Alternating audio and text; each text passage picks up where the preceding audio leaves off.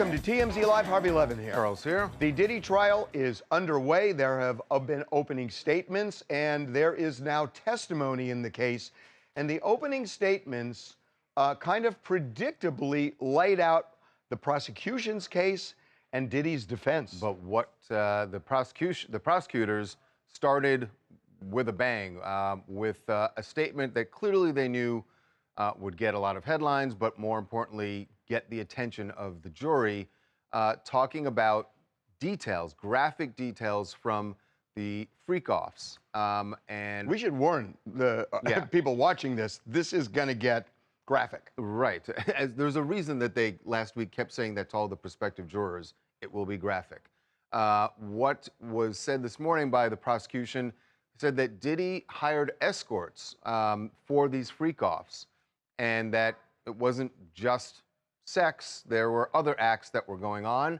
The one they said that really got everyone's attention, they claimed that he hired escorts, on one occasion hired an escort and forced him to urinate on Cassie. And that he forced not only the escort to do this, but Cassie, is the way the government lays it out. So we talked about this in our morning meeting today, so let's just be real here. This is shades of R. Kelly. And that's the reason they brought that up first. I mean, I don't think there's any question that R. Kelly paints a picture that kind of resonated with everybody. And the prosecution came out of the gate with something that sounded similar. They want to show him, they want the jury to see him see Diddy parallel to R. Kelly, who everyone knows is going to be in prison for almost all the rest of his life. And so, if you got him convicted, of course, and that's you want it right, and that's effective. Yeah. They also, and I think this is going to become a really important part of this case on both sides. The prosecution painted Diddy as a violent, jealous man who could not handle any attention heaped on Cassie by any other man. Right. And that was part of their argument around the videotape, which obviously they mentioned as well. They talk about that beating, and the government was setting up what they know that Diddy's side is going to say this was not about forcing her to stay. This was an argument about jealousy, about she thought I was, found another phone number. So the government is trying to rebut that already, right? Well, yeah, and the defense already came out of the gate in their opening statements addressing that. And they are saying that, A, Diddy is a violent man. They said that he has a huge anger issue, controlling his temper. They said there's domestic, yes, they said, yes, there was domestic violence. That's the key. That's the key. They are saying that this relationship was steeped in domestic violence. And they're alleging on both sides it was the nature of their relationship. Now, domestic violence is a crime, but it's a state crime. He's not being prosecuted for that. He's being prosecuted so for. And that's they also where, reminded the jury of that. And that's why they're raising it right now. They're saying, look, we're conceding it. There was a lot of domestic violence, they say on both sides. But if you want to target Diddy for a domestic violence abuser, guilty as charged, it's just he's not charged here. This would have been a state crime. It's not your job. Right. So they're coming out of the gate trying to diffuse what they know is coming next, which is the Cassie video. Right. Yeah, and look, I think that's a pretty sound strategy to basically concede on the issues that they can't really win. There was some violence. That video tells a pretty vivid story, but that's not what he's on trial for. However, I think the prosecutors have a pretty interesting case.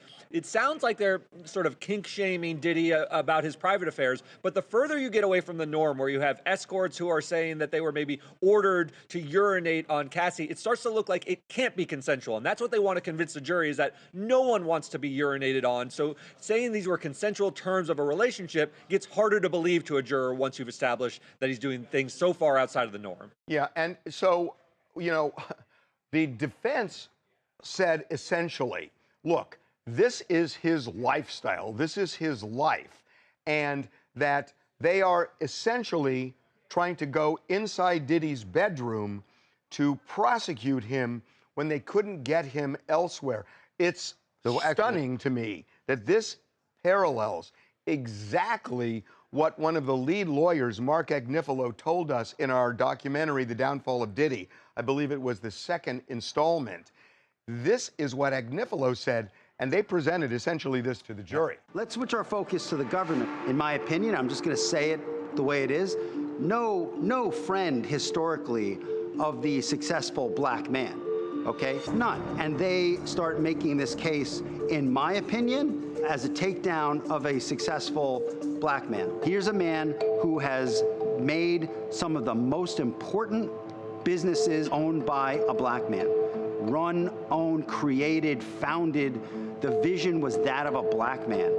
What have we done? We have reduced him, not everyone, but a large amount of our society, to being a monster.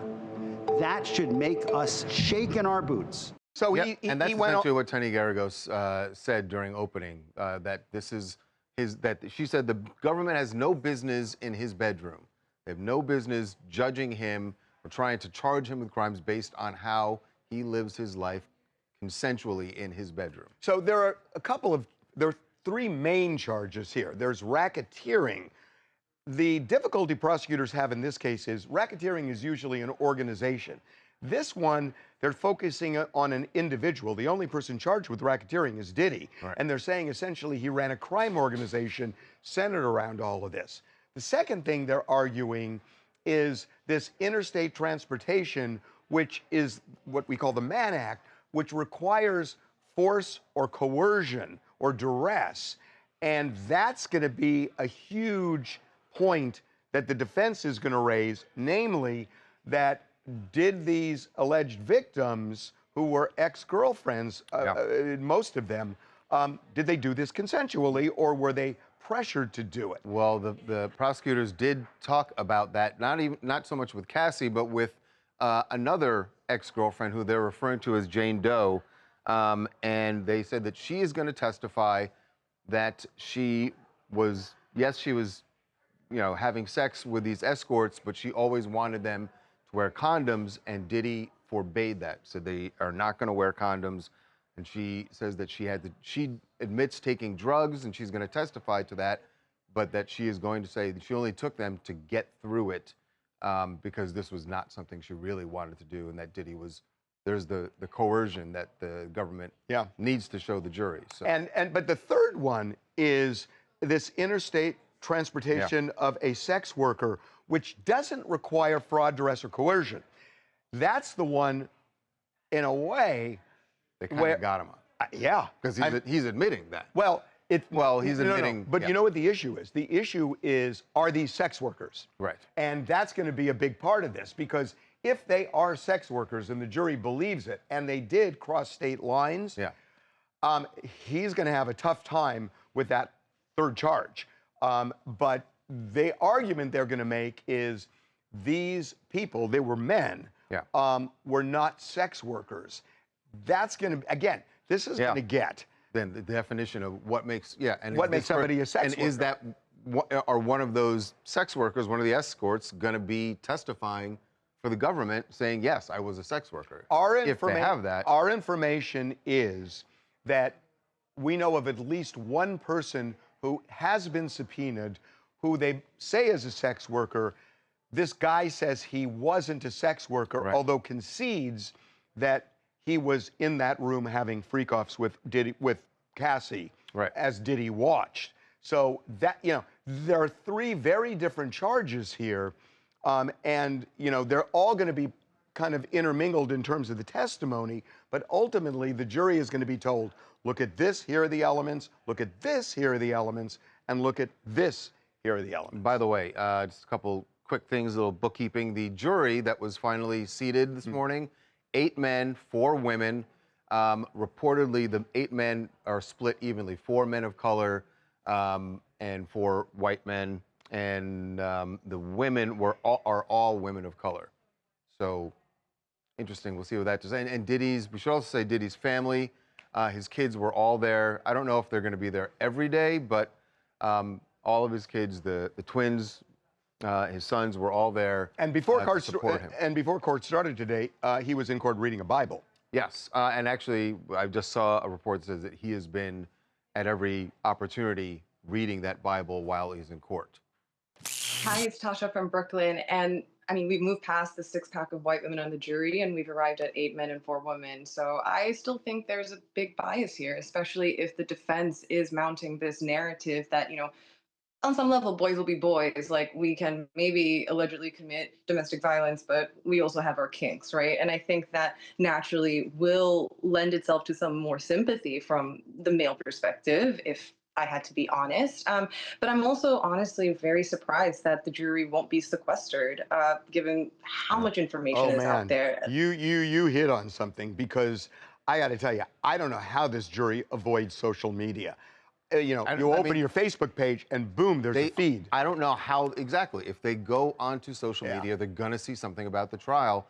The judge has said they are not to watch news or impossible or use the internet. It is how is just impossible for a 9-week trial.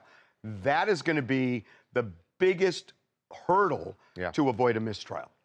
Okay, we're going to take a break. All right, when we come back, they are back. That would be one Taylor Swift and one Travis Kelce out and about together this weekend. We will show you where they showed up, we would think, quelling all the rumors of a breakup, but you know how the internet is.